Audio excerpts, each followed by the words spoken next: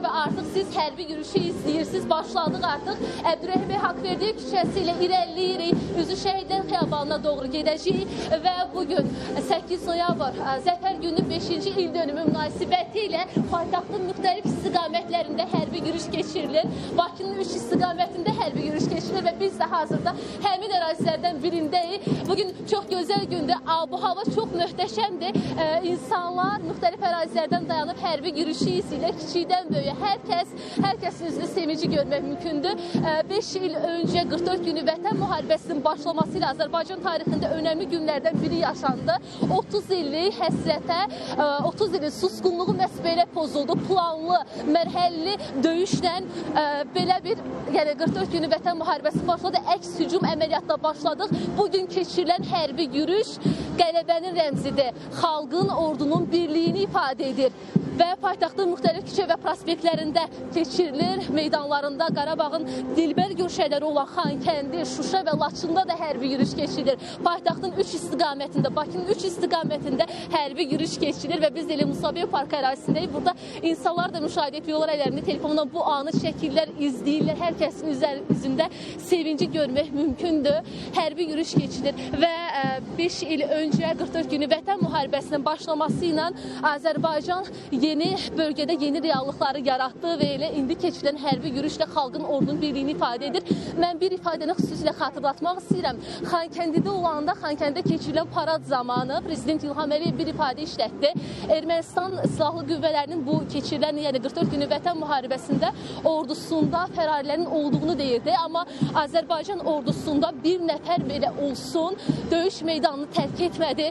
Son ana qədər döyüşdü. Bugün burada olan hərbiçilərlə yanaşı, bugün burada hərbi yürüyüşdə iştirak edən hərbiçilərlə yanaşı ruhu burada olan şəhidlərimiz də var. Təbii ki, biz qələbənin əldə edilməsinə həm də onların əzminə, onların ruhuna borçluyuq. Onların da ruhu bugün şaddır. Çünki artıq 44 günü Vətən müharibəsi Azərbaycan ordusunun qələbəsi ilə nəticələndi və hər il hərbi yürüyüş keçirilir. Paytaxtın müxtəlif küçə və prospektlərində insanlar da məhz hərbi yürüyüşü izləmək üçün elə yollarda. İşte hətta mən deyərdim ki, burada ab-hava çox gözəldir həqiqətən. Evdə olanlar varsa da saat 10-dan 12-yə qədər davam edəcək hərbi yürüyüş.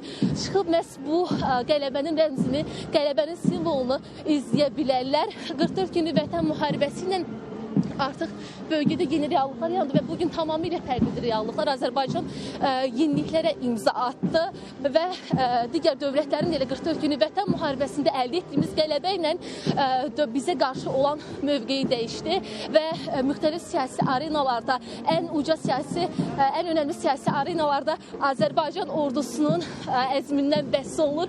Bugün Azərbaycan ordusunun qələbəsinin 8 noyabr Zəfər gününün 5-ci il dönümü ilə əlaqədar olaraq paytaxtın küçə və prospektlərində hərbi yürüyüş keçirilir. Hərbi orkestrin müşayiəti ilə saat 10-dan 12-yə qədər davam edəcək və Şəhidlər Xiyabanı bizim son dayanacağımızdır.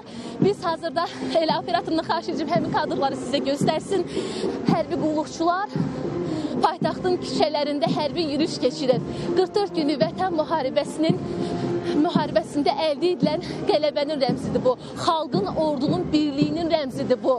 Bugün paytaxtın küçə və prospektlərində, Qarabağımızın dilbər görüşələrində keçirilir. Eyni zamanda dediyimiz kimi Bakı şəhərində 3 istiqamətdədir. Biz hazırda elə Musabev Parkından start götürdük. Azərbaycanın dövlət himni səsləndirildi və hərbi orkestrin müşayiəti ilə hərbi yürüyüş gedir. Əbdürrəhim bəy Haqverdiyev küçəsindən irəliləyir. Hərbi yürüyüşdə biz hazırda elə iştirak etdik. Siz də həmin kadrları izlədiniz və indi hərbi yürüyüşün ardından biz daha detallı informasiyalarda sizin diqqətinizə çatdıracağıq. Rəqsanə, çox möhtəşəmdir. Bu anı qaçırmaq olmaz. Rəqsanə, səninlə davam edəcəyik. İndi isə istəyərdim ki, Zeynəblə də bağlantı yaradaq. Rəqsanə. Bəli, Çinarə, sizə eşidirəm. Burada hava həqiqətən çox möhtəşəmdir. Əskərlər müxtəlif şüarlar səsləndirirlər. Vətənpərvərliyi ilə bağlı, Qarabağla bağlı, 44 günlük Vətən müharibəsi ilə bağlı təbii ki, çox gözəl anlardır. Həqiqətən çox qürur vericidir. Bu anları sadəcə duymaq lazım. Düz mən sözdən çatdırıram, amma çox möhtəşəmdir ab-hava. 44 günlük Vətən müharibəsində əldə etdiyimiz qələbənin simvoludur. Burada müxtəlif mülki insanların üzündə olan o təbəssümü, o sevinci görmək nəyə desən də yer çox gözəldir həqiqətən və müxtəlif şüarlar səsləndirirlər. Qarabağ Azərbaycandır, zəfəri mübarək Azərbaycan. Bu şüarları səsləndirirlər. 8 noyabr Zəfər günü 5 illiyi ilə əlaqədar olaraq bugün paytaxtın müxtəlif küçə və prospektlərində hərbi yürüyüş keçirilir. Çox qürur vericidir. Saat 10-dan 12-yə qədər davam edəcək.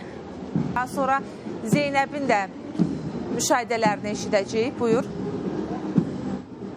Çinarə 44 günlük vətən müharibəsinin baş verməsi, 2020-ci il sentyabrın 27-sində başlayan müharibənin baş verməsi qaçınılmaz idi. Çünki həmin vaxta qədər də bizim mediada informasiyalar yayırdı ki, Ermənistan ordusu dəfələrlə Azərbaycan atəşkəsi pozur Azərbaycanla və axır son damla isə səbir kasasını daşıran son damla isə elə 27 sentyabrdan əvvəlki dövrdə oldu və artıq Azərbaycan əks hücum əməliyyatına başladı və apardığımız davamlı, mərhəlli hərbi əməliyyat nəticəsində elə günün ilk yarısında biz qələbə xəbərlərini eşitdik və irəliyən dövrdə də insanların 30 illik həsrətinə son qoyuldu. 44 günlük vətən müharibəsinin baş verməsi ilə bir çox ərazilərimiz işğaldan azad olundu.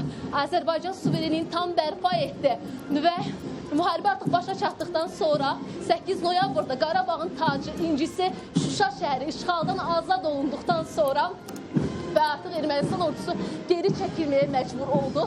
Kapitulyasiya aktını imzalamağa məcbur oldu və elə 10 noyabr bəyanatı ilə Azərbaycan prezidenti İlham Əliyev, Rusiya Federasiyası prezidenti Vladimir Putin və Ermənistan baş naziri Nikol Paşinyanın bəyanatı oldu və həmin bəyanatla da artıq müharibə başa çatdı və sonraki mərhələdə digər ərazilərimizdə həmin vaxt müharibənin baş verməsi qaçılmaz idi, dayanması qaçılmaz idi və artıq həmin vaxt müharibənin baş verməsi ilə digər ərazilərimizin başa çatması ilə digər ərazilərimiz də bir güllə belə atılmadan işğaldan azad olundu. Azərbaycan ordusu müharibə dövründə bəli.